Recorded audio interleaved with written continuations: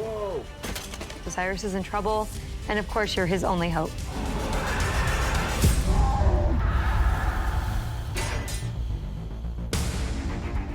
Cauldron! He's a hunter now.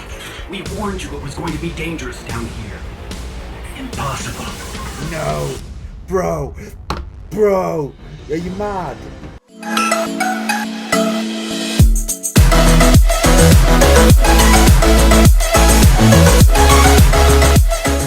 What's going on, guys, and welcome to a new video on my channel. I know, Bayllo's uploaded. He's back. It's been so long since I've uploaded like anything proper really on this channel. But we are going to start uploading again because obviously I've got the PT Reject stuff that I'm doing on the other channel. If you've not seen that, head on over there. It's youtube.com/PT Rejects. But yeah, we want to try and like get my channel going at the same time as that, and like try and build them both at the same time. It's not just gonna be like gaming videos on this channel now. I'm gonna do reaction videos, try not to laughs and things like that. There's just a load of different stuff. We might even start doing vlogs and things. I don't want to just be tied down to one area, if that makes sense. So we're gonna try a lot of different stuff, try and find a formula, and then go from there. I do stream on Twitch. That's what I've been doing mostly. So if you want to head on over to my Twitch, it's down in the description below. But today's video is a reaction video. And it's the new Bungie Vidic for the Beyond Light DLC that comes out next week, and I'm proper hyped for this one. So let's get into it, shall we? See what it's all about. Like proper hyped for this. So let's go.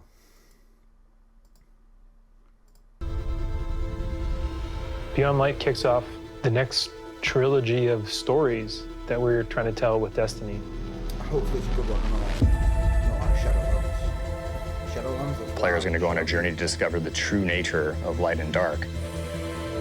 Great hype for the dark. It's the beginning of players learning more about the darkness. Since Destiny 1. And in fact going so far as to wield it. It's about leaving comfort and safety behind, walking a different road than one that you may have believed you were destined for.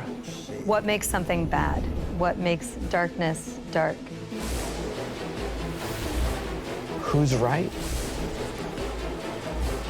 Who wasn't? How are those learnings going to change the characters that you have gotten to know over the last 6 years?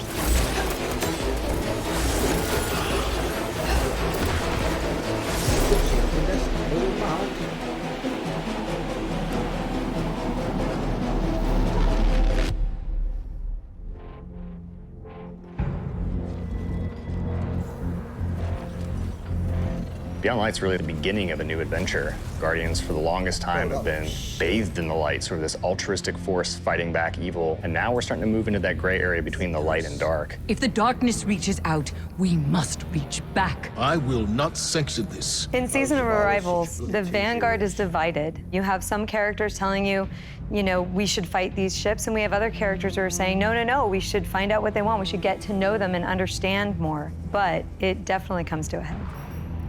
This next year in Destiny is really just about how all the different characters and factions are reacting to these disappeared destinations and what that means as the pyramids have arrived in our system. Not for the first time, but for the second time. We're going to see the return of a character who's been absent for a pretty long time in The Stranger, and boy, does she have a lot to say, and she has a lot of time to explain. When I know more, you'll know more. She has shown up to encourage us to take on the darkness, and the only way to truly stop it is to work with it. And here comes our Guardian, right on time. Why did the darkness invite us here? Europa is literally like a time capsule. Europa is huge. Killer destination, freezing cold. Desolate. Some of the most beautiful spaces I've ever seen in a video game. I mean, I won't go that far. There was a lot built on Europa during the Golden Age, and a lot of that was built underground. Clovis Bray had some research facilities there, really pushing the limits of technology and innovation there, maybe stepping into some things that we shouldn't have. Just don't look right. Under the ice, all kinds of secrets. I'm so excited for what players are going to find. I love a Destiny DLC.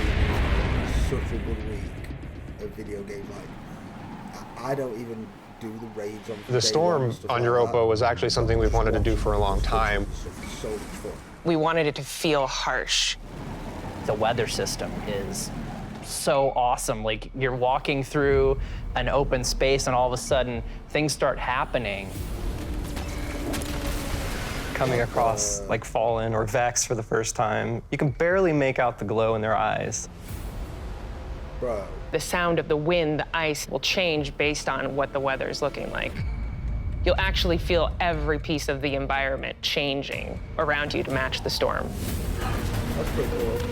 These big mecha things are mad. Europa itself is a pretty foreboding place. Aramis is there in advance of us, and she set up a forward base.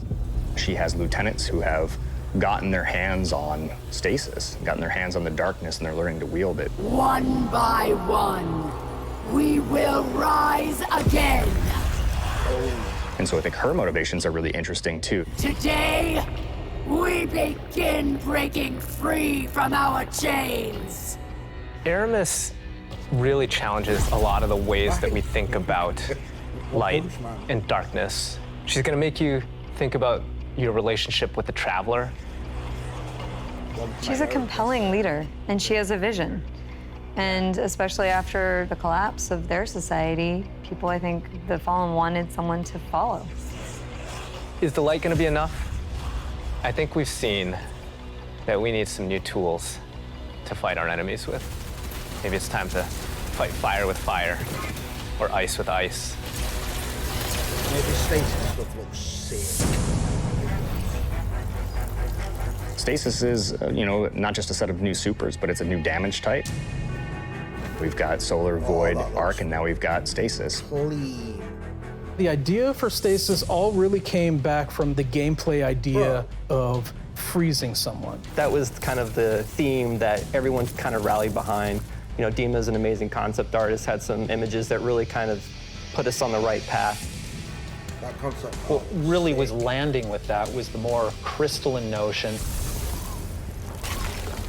So when we say cosmic ice, that's kind of where the cosmic comes in.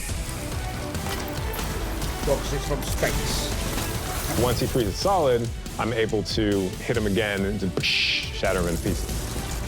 Right. The pieces break apart and explode into sharp shards that can damage you. So all of that kind of came together when we landed on that theme.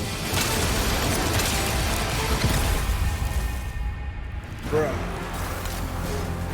Stasis is going to not only change the way that you can attack or approach combat, there's also some really great ways that you can upgrade it. Then you start getting into like the more interesting parts, things that we're calling aspects and fragments, which are additional ways to modify your subclass. Okay, so Aspects are a little bit more potent, and then the fragments are the things that are class agnostic, but depending on what your class is and depending on what your aspects are and how you want to play, you're probably going to be starting to select different ones in there. This is just the beginning for Stasis. We're going to continue to expand on it. We're just excited for players to get their hands on more this. of an MMO kind of thing than a skill tree rather than just pick this, or this. Oh, well, one thing that When we're always creating a about new palette like Stasis, we do what we call a source jam. Everyone on the team blocks out about a week where we can say, okay, you're gonna go out into the world, microphone, recorder, record anything that reminds you of cosmic ice.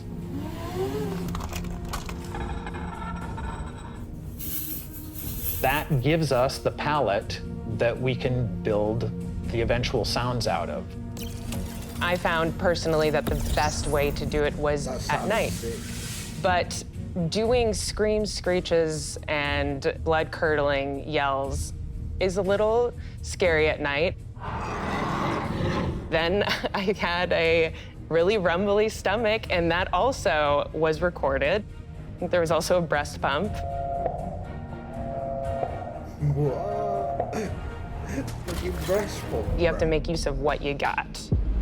Well, I mean, you know what I mean? My girl's just using. In Beyond Light, we have new exotic weapons for you. What do you mean?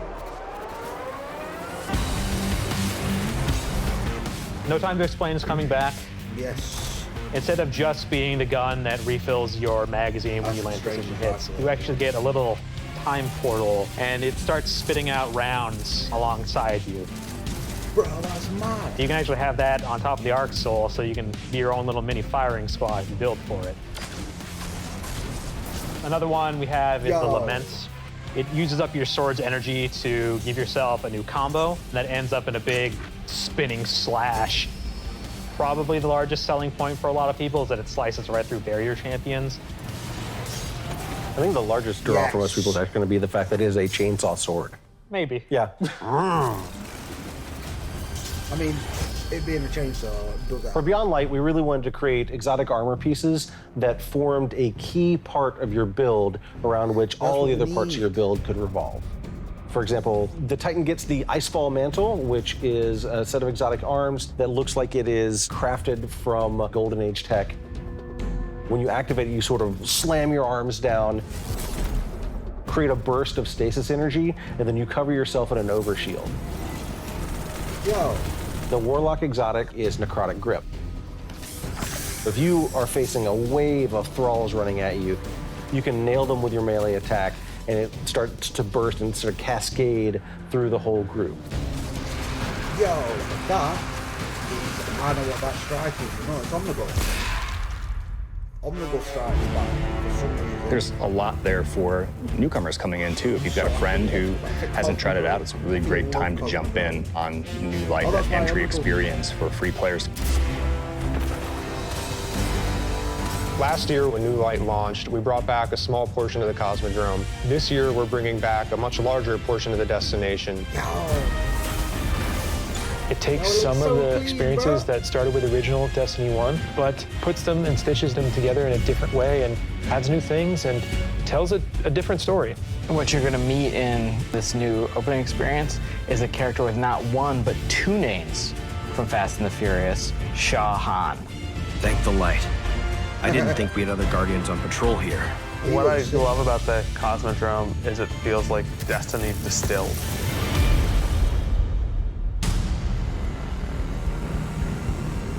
Season of the Hunt picks up where Arrival's left off. Other forces are taking advantage of the darkness to make their move forward, including Xivu Arath, a sister of Oryx, and she's taking this opportunity to build up an army.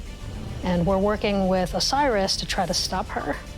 Osiris goes out, stumbles across these hive growths that are driving combatants crazy. Whoa! Osiris is in trouble, and of course, you're his only hope.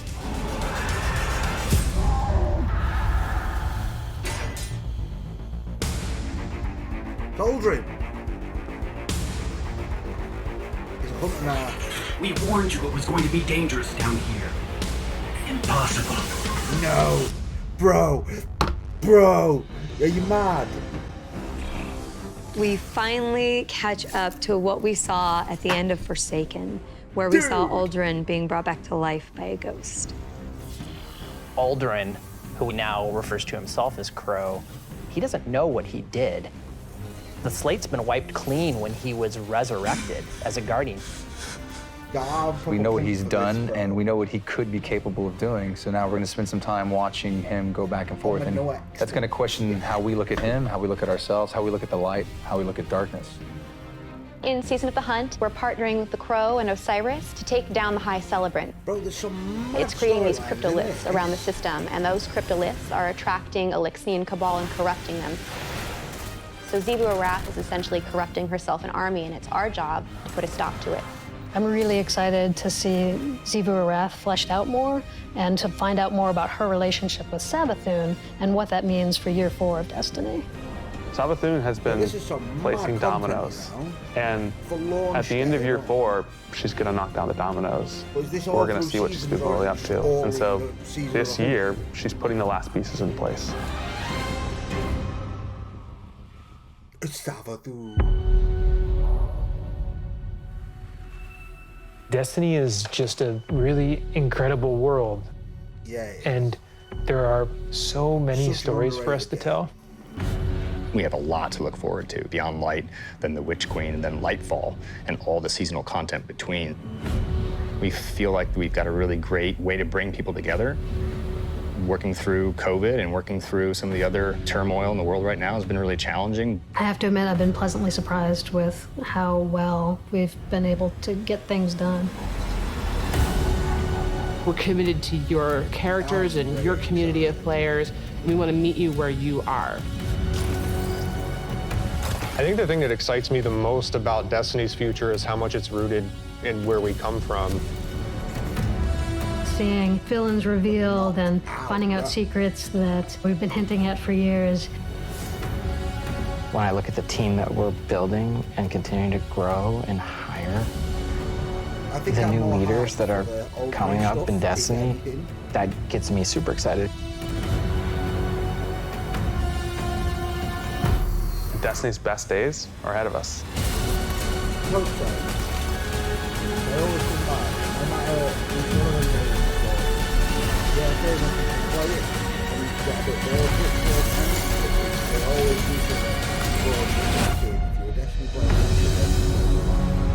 That looks absolutely amazing. And I will be there on the 10th of November when I finish work, because I got Xboxes to sell that day. But I'll be there after that, and I'll be smashing Destiny. Genuinely, it looks like they've put a lot into this one this time. Like Aldrin, the storylines were mad. Like they did about 5 different storylines on it. That's cray. It is. So, but yeah, 100% I'll be there on day one. And like I said earlier on, like the best thing about first Destiny week is all the, everyone's just playing it. You play it all day, and then you're watching the streams and YouTube videos, and then when it comes to raid, ooh, I love raid day on Destiny. Just chilling out. I always have it off work, chill out, and just literally watch someone stream it and try and figure it out. That's what I love about raid day. So I hope you will all be there on the 10th of November as well, guys. Like you said, if you can pre-order it on there, I'm pretty sure it goes on Game Pass as well on launch day, which is an absolute bonus for Xbox owners. Like, you can't beat that. All content on day one for what, $11.99 a month? That is banging, bro. So, but yeah, I hope you like this video, and we're back with the YouTube videos, and yeah, make sure to leave a like and comment down below what you want to see me react to and stuff like that. And that's it from me today. So yeah, peace. Bring them Mexicans. No, brother, I'm joking. Everybody got COVID. No, brother, I'm choking.